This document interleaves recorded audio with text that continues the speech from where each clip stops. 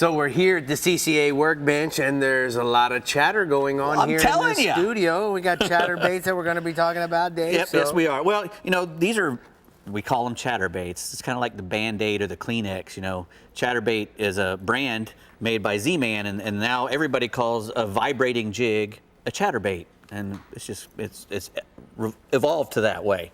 I think these first came out in the mid 2000s, and they were pretty popular back then. They hit off pretty good, but then they kind of backed off a little bit for some reason, and I don't know why, because they still never stopped catching fish, and now they're making another comeback. I've never been one of those guys who likes to throw a worm. It's too slow for me, so that's why this is a great bait for me, because not only, you know, it's very versatile, you know, it works all the year long, and it works in all the depths. And what's really good about it is you can vary the depth for how deep or slow action you want it to go with the weight and or the retrieve. You know, if you want to use a real heavy one in the pre-spawn time when the fish are deeper and really hungry, you can slow your retrieve down and start using a heavier, you know, maybe a half ounce or even up to an ounce if you're in really deep water. You can even actually yo-yo these baits. But the most common way to fish them is to, you know, tie to the front up there on that blade and start the retrieve, and as soon as you feel it start to vibrate, and you will, because it makes a lot of noise, these things. As soon as you start to feel it vibrate, that's where you want to stay. A lot of guys will fish them that way. That level, as soon as it starts to vibrate, then you just keep that same retrieve, and a lot of times you'll want that, you know, to be right over the top of the grass or right over a ledge. They work in clear water, dirty water. They make so much noise with that blade that the fish can find them in just about any kind of water. And when you're in dark water, you might want to, you know, choose to use a lighter color or even a dark color. It doesn't really matter that much. Now let me ask you for clarification. When you say lighter or darker, we have the ability to change this plastic. We can put a worm on here. Correct. We can put a skunk ape on here. Yep, we can put a logger toad. Yep, and there's really no wrong trailer.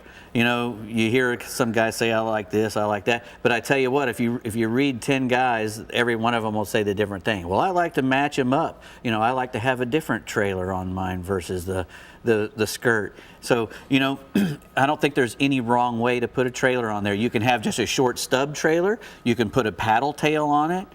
You can actually thread a piece of a plastic worm on there and just have the little grub hanging out. They will all work in certain situations because, you know, these things are a lot like a spinner bait, you know, except that they can move a little slower, and you don't have to really, they can go through a lot more brush and bounce off any kind of structure. You can rip them through the lily pads. They're really good. You know, when I'm fishing them, I always use braid because I'm trying to fish them really close to a lot of structure.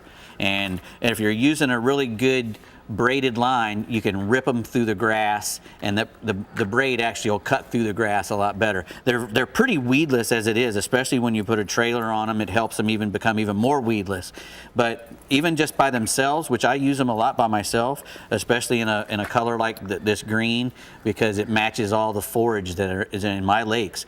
So if you're matching the forage with the color, that's the best way to go about it. I mean, a lot of guys will stick with white or chartreuse, but you really shouldn't, because these things also mimic a crawdad. You know, you can get them in crawdad colors and use them in reds or yellows even. But in the summertime, when the bluegills and stuff start to bed, this thing really shines if you can get these things around the bluegills. Or if the bass are on the spawn and there's a bunch of bluegills in the lake, there's nothing a bass hates worse than a bluegill hanging around his bed. And if you drag one of these through any place where the bass are spawning, you'll get a good hit. And the really good thing about it is you can, with those trailers, you know, if you're just chasing big fish, you can put a bigger trailer on there and try to get those great big ones, or you can, you know, cut that trailer down a little bit and make it a little smaller to get more fish to eat. What's the difference between this and you hear some of the fellas talk about a shaky head?